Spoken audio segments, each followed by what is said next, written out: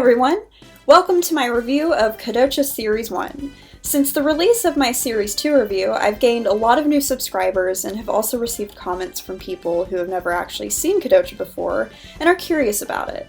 While many of the videos on this channel are created for fans who have already watched the series, I wanted to make this review for those who are interested in giving the series a watch for the first time. For this review, I will be discussing both the English dub and the original Japanese version of Kodocha. This review will also be based off of the Discotek Blu-ray release from 2021, which is currently the best way to experience the series, in my opinion. Whether you're a longtime fan who clicked on this video to hear my thoughts on the season, or you just happen to stumble upon Kodocha on the internet somewhere and are wondering whether you should watch it or not, I hope my review conveys the deep love I have for this series and why every anime fan should experience it at least once. Throughout my review, I will touch on 4 major points: animation, voice acting / subtitles, story and filler, and music. Every category will have a score out of 10, which will influence the overall rating I have for the season. Kodocha Series 1 is a wild ride of emotions and consistently defies expectations. The series focuses on elementary school student and actress Sana Kurata, who takes on a group of bullies at her school, led by the menacing Akito Hayama. As she faces her struggles at school and on stage, she learns more about why Akito is tormenting the classroom, and eventually learns to deal with her own complicated past. This show will have you rolling on the floor and then crying your eyes out, all within the span of a few minutes. The highs and lows of this season are both equally entertaining and will always leave you wanting more, even if you're scratching your head in confusion at some of the decisions made by the anime team. Now, without further ado, let's dive into the first season of the most unique and zany shoujo anime of all time, Kodocha. Despite the Blu-ray release of Kodocha Season 1 being in standard definition, it is currently the best way to watch the series in the highest picture quality. The animation of Kodocha fits the overall mood of the show, with a focus on the wacky cartoon antics, all while maintaining the beauty of the more serious moments.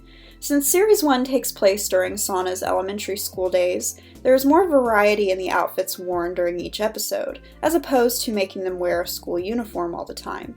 Also, since most episodes feature a segment of Sana acting on the set of her TV show Child's Toy, we get to see more elaborate costumes worn by Sana and her co-star Zenjiro, who, by the way, is a real-life comedian in Japan. The backgrounds in Kodocha are so detailed and gorgeous that it makes me long for the animation style of 90s anime even more than I already do. One other thing that I love about Kodocha is how colorful each episode is. It doesn't feel dreary and adds to the optimistic tone of the series already gives off through its protagonist. I give the animation of Kodocha Series 1 a 9 out of 10, as it perfectly fits the tone of the show and is able to convey a broad range of emotions and never feels out of place. The Blu-ray release for Kodocha Series 1 features the original Japanese dub, as well as the English dub. Both dubs are fantastic, and it's really a matter of personal preference as to which one you'd like to watch. I personally like to watch the English dub, because it was the first version of the series I ever saw. Both voice cast did a phenomenal job portraying their characters, whether they were in over-the-top comedic scenarios or more romantic and dramatic scenes. For this review, I'm going to focus a bit more on the English cast since I discussed the Japanese cast more in depth in my Series 2 review. We have the incredibly prolific and talented Laura Bailey as Sana Kurata, who really shines portraying her character, more than her other characters in my opinion. We really get to see Bailey's range with Sana, unlike with her more docile characters like Toru Honda from Fruits Basket or Keiko from Yu Yu Hakusho. Even her voice for Maka from Soul Eater doesn't showcase her range as well as her portrayal of Sana does. As Akito, we have Jerry Jewell, another popular English voice actor who has also starred in Fruits Basket as Kyo, John Bergmeyer, who plays Sana's sunglasses-wearing manager Ray, and Colleen Clinkenbeard as Sana's mother, Misako Kurata, just to name a few. A fun fact that I read once said that Clinkenbeard was actually really nervous about performing one of Mama's Rap songs and almost refused to do so. Luckily, she let go of that fear, giving us one of the coolest performances in the series by Mama Kurata.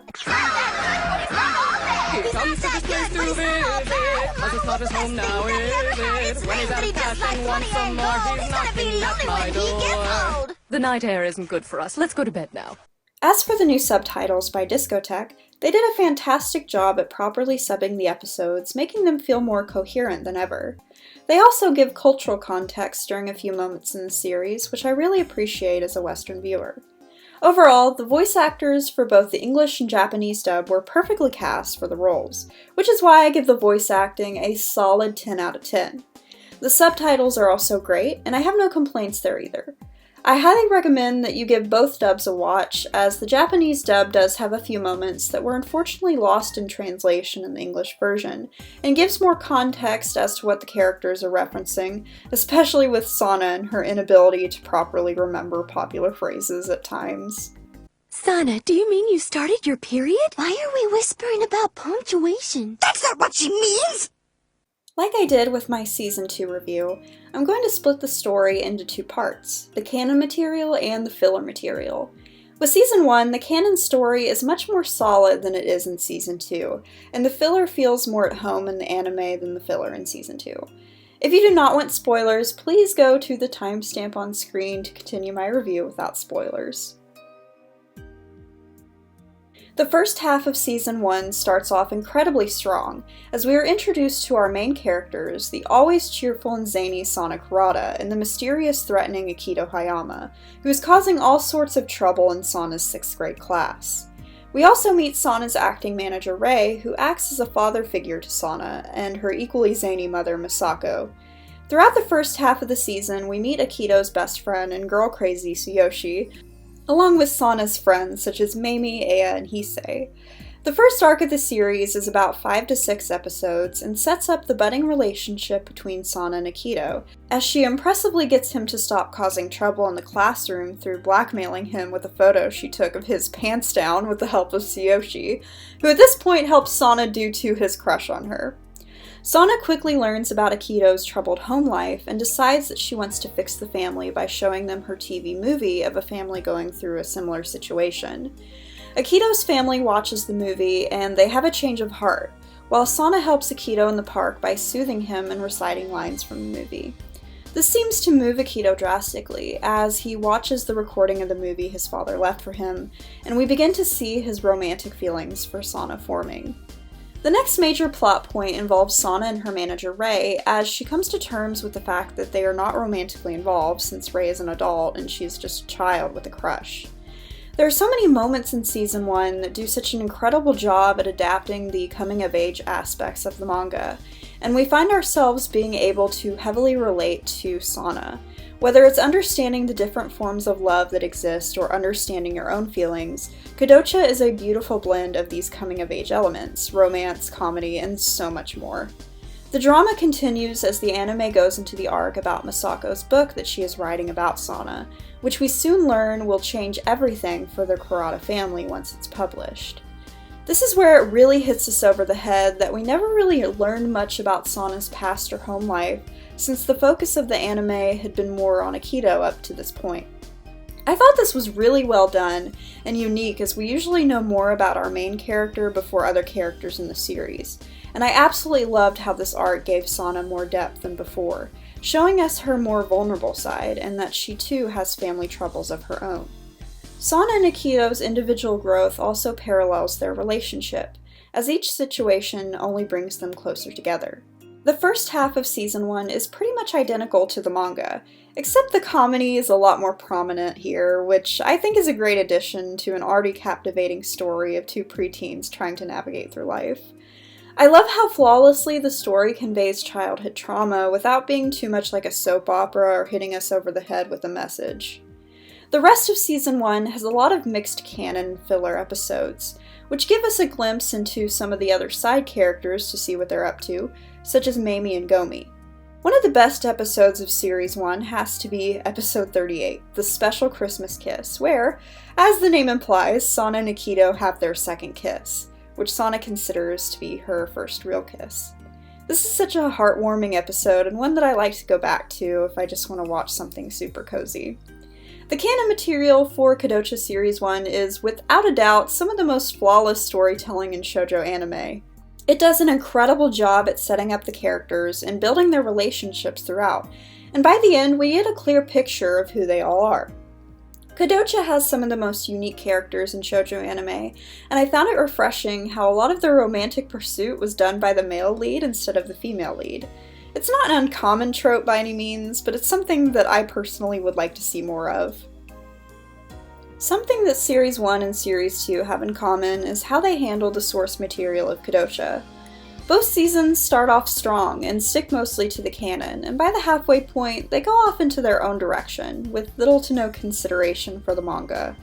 Season 1 also suffers from this, but it's a little worse here, especially if you've read the manga. However, if you're like me and watched the anime first with no knowledge of the manga, the final arc of Season 1 might not have bothered you as much initially. The first 20 or so episodes of Kodocha are pretty much canon heavy with little deviation. The filler episodes in the middle of the anime before we get to the Christmas episode are entertaining in their own right. Some of the most notable filler episodes are episode 25, a Mamie-centric episode that gives us insight on her emotional state around Akito after his severe bullying towards her.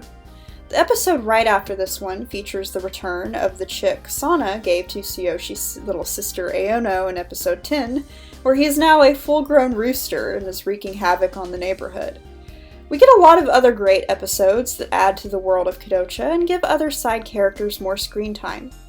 A few of these episodes are misses, but overall they're fun to watch and add to the development of the characters. Once we get past the Christmas Kiss episode, this is where things in Season 1 get a little messy. The anime does a 180 and goes in a completely unexpected direction, having a few out-of-place filler arcs happening simultaneously, featuring the Kurata family going bankrupt, and the introduction of another actor named Takashi Gojo, who is infamous within the Kodocha fandom. I won't go into too much detail about these episodes, but they are definitely the weakest parts of the season and the entire series in my opinion. None of the characters really act like themselves except maybe Akito, and nothing happens that adds to the story. Honestly, a lot of the things that happen detract from the series. The only positive thing from the final stretch of Season 1 is the mini-arc featuring Sana and Akito's classmate Gomi, which I felt gave his character more depth and fits into the coming-of-age themes of the show. After giving it a lot of thought, the story and filler of Season 1 gets an 8 out of 10. I know this sounds crazy coming from me, since Kodocha is my favorite series of all time, but I don't want to give it a biased score, as I do think there are a lot of weaknesses here, and a lot they could have done better. Season 1's biggest strength is its incredible adaptation of the manga, where it surpasses Season 2 greatly, but has such a disappointing finale that I can't help but knock off points for that.